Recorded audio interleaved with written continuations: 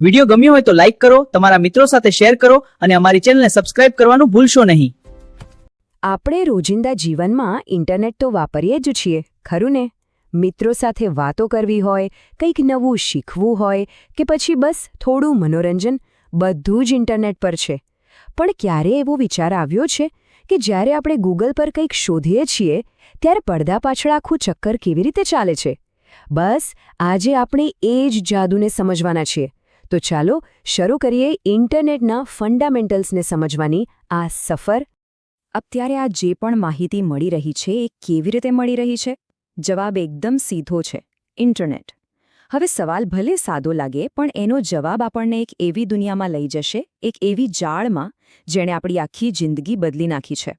તો આજે આપણે શું શું જોવાના છીએ એની એક ઝલક. પહેલાં તો સમજીશું કે આ ઇન્ટરનેટ છે શું, પછી એના રોજિંદા ઉપયોગો પર નજર નાખીશું, કનેક્શન કેવી રીતે મળે એ પણ જાણીશું, અને પછી વેબ અને યુઆરએલની દુનિયામાં ડૂબકી મારીશું, અને છેલ્લે એક વેબ એડ્રેસને ચીરીને જોઈશું કે એની અંદર શું છુપાયેલું છે. તો ચાલો શરૂ કરીએ એકદમ બેઝિક સવાલથી. સૌથી પહેલો અને સૌથી જરૂરી સવાલ, આ ઇન્ટરનેટ આખરે છે શું? જો એકદમ સાદી ભાષામાં કહીએ ને તો ઇન્ટરનેટ એટલે દુનિયાભરના અસંખ્ય કમ્પ્યુટર નેટવર્કનું એક મોટું, જબરદસ્ત મોટું નેટવર્ક. એટલે કે નેટવર્કનું પણ નેટવર્ક. અને સૌથી મજાની વાત શું છે ખબર છે? આનો માલિક કોઈ એક નથી, કોઈ એક કંપની કે સરકાર આને ચલાવતી નથી. આ એક એવી સિસ્ટમ છે જ્યાં બધા એકબીજા સાથે જોડાયેલા છે અને માહિતીની આપ-લે કરે છે. આને હજી સહેલું બનાવીએ. વિચારો, નેટવર્કના બે મુખ્ય પ્રકાર છે. એક છે LAN, એટલે કે લોકલ એરિયા નેટવર્ક. આ કેવું છે? જાણે એક ઓફિસ કે બિલ્ડિંગના બધા કમ્પ્યુટર એકબીજા સાથે જોડાયેલા હોય. પછી આવે છે WAN, વાઇડ એરિયા નેટવર્ક. આ એક શહેર કે આખા દેશના કમ્પ્યુટર્સને જોડી શકે છે. તો હવે સમજો, ઇન્ટરનેટ શું છે? એ આખી દુનિયાનું સૌથી મોટું WAN છે. ઓકે, તો હવે આપણને એ તો ખબર પડી ગઈ કે ઇન્ટરનેટ શું છે, પણ એનો ઉપયોગ ક્યાં ક્યાં થાય છે. ચાલો જોઈએ કે આપણી રોજેરોજની જિંદગીમાં એ કેવી રીતે વણાઈ ગયું છે. જરા વિચારો તો, સવારથી સાંજ સુધીમાં આપણે કેટલી વાર ઇન્ટરનેટ વાપરીએ છીએ? સવારે ઉઠતાની સાથે જ ન્યૂઝ જોવા, ઓફિસના ઈમેલ કરવા, બેંકનું કામકાજ, ઓનલાઈન શોપિંગ, મૂવીઝ અને ગીતો તો ખરા જ, અને હા, ટિકિટ બુકિંગથી લઈને ગ્રીટિંગ કાર્ડ મોકલવા સુધી આપણું લગભગ દરેક કામ હવે ઇન્ટરનેટ વગર અધૂરું છે નહીં? તો સવાલ એ થાય કે આ બધું કરવા માટે આ ઓનલાઈન દુનિયા સાથે જોડાવું કેવી રીતે? ચાલો હવે એ સમજીએ કે ઇન્ટરનેટ કનેક્શન મેળવવા માટે શું શું જોઈએ. જુઓ, સૌથી પહેલાં તો આપણને જોઈએ એક ISP, એટલે કે ઇન્ટરનેટ સર્વિસ પ્રોવાઇડર.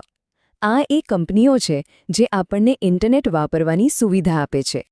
પછી આવે છે મોડમ. આ એક નાનકડું પણ બહુ જ કામનું ડિવાઇસ છે. એનું કામ શું? એ આપણા કમ્પ્યુટર અને ISP વચ્ચે વાતચીત કરાવે છે. એમ સમજો કે આ એક બ્રિજ છે જે બંનેને જોડે છે. કનેક્શન લેવાની રીતો પણ સમય સાથે કેટલી બદલાઈ ગઈ છે. યાદ છે પેલું ડાયલ-અપ? ફોન લાઇનમાંથી અવાજ આવતો અને સ્પીડ તો સાવ ધીમી. પછી આવ્યું બ્રોડબેન્ડ, જેણે ઓલવેઝ ઓન અને ફાસ્ટ ઇન્ટરનેટ આપ્યું. અને હવે તો મોબાઈલ ઇન્ટરનેટ છે, ગમે ત્યાં ગમે ત્યારે ઓનલાઈન. મોટી મોટી કંપનીઓ માટે તો ડાયરેક્ટ એટલે કે ડેડિકેટેડ લાઇન્સ પણ હોય છે જે સુપર્બ સ્પીડ આપે છે. ચાલો, આપણે કનેક્ટ તો થઈ ગયા, પણ કનેક્ટ થયા પછી શું? આપણે જઈએ છીએ ક્યાં? શું જોઈએ છે? બસ અહીંથી જ શરૂ થાય છે વર્લ્ડ વાઇડ વેબ, એટલે કે WWWની દુનિયા. આ વર્લ્ડ વાઇડ વેબ, જેને આપણે ટૂંકમાં વેબ કહીએ છીએ, એ બીજું કંઈ નહીં પણ ઇન્ટરનેટ પરની બધી જ વેબસાઇટ્સનો ખજાનો છે. અને આમ સમજો, જો ઇન્ટરનેટ એક વિશાળ લાઇબ્રેરી છે, તો વેબ એ લાઇબ્રેરીમાં રહેલી બધી ચોપડીઓ છે, એટલે કે માહિતીનો ભંડાર. પણ આટલી બધી વેબસાઇટ્સમાંથી કોઈ એક ચોક્કસ વેબસાઇટને શોધવી કઈ રીતે? એના માટે છે URL, એટલે કે યુનિફોર્મ રિસોર્સ લોકેટર. સિમ્પલ ભાષામાં આ દરેક વેબ પેજનું યુનિક એડ્રેસ છે. જેમ આપણા ઘરનું એક સરનામું હોય છે, બસ એવું જ. તો ચાલો હવે મજાની વાત પર આવીએ. આપણે આ URL એટલે કે વેબ એડ્રેસને ખોલીને જોઈએ, એના ટુકડે ટુકડા કરીને સમજીએ કે એની અંદર શું હોય છે. આ રહ્યું આપણી સામે એક ઉદાહરણ. www.navneet.com દેખાવમાં તો આ એક સાધારણ વેબ એડ્રેસ જ છે, પણ આના દરેક ભાગનો એક ખાસ મતલબ છે. ચાલો આને બરાબર સમજીએ. તો આ એડ્રેસના 4 મુખ્ય ભાગ છે. સૌથી પહેલા HTTP. આ છે પ્રોટોકોલ, એટલે કે ડેટા કેવી રીતે મોકલવો અને મેળવવો એના નિયમો. પછી આવે www, જે કહે છે કે આ વસ્તુ વર્લ્ડ વાઇડ વેબ પર છે.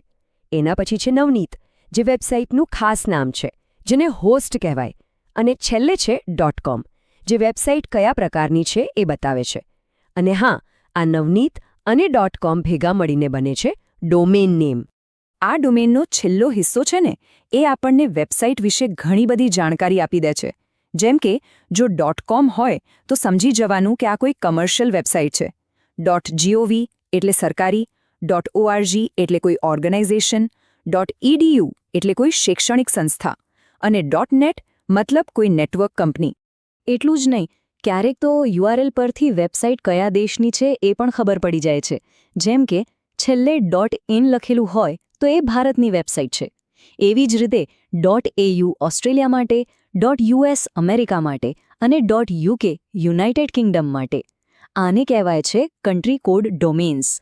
તો આપણે જોયું કે કેવી રીતે અબજો ડિવાઇસનું એક જાળું એટલે કે ઇન્ટરનેટ આપણને બધાને જોડે છે, અને કેવી રીતે એક નાનકડું એડ્રેસ એટલે કે URL આપણને માહિતીના આ મહાસાગરમાં રસ્તો બતાવે છે. સાચું જ છે, ઇન્ટરનેટે આખી દુનિયાને એક નાનકડું ગામડું બનાવી દીધું છે. પણ વિચારવા જેવી વાત એ છે કે આ ગ્લોબલ કનેક્શનનું ભવિષ્ય શું હશે? આગળ શું આવશે?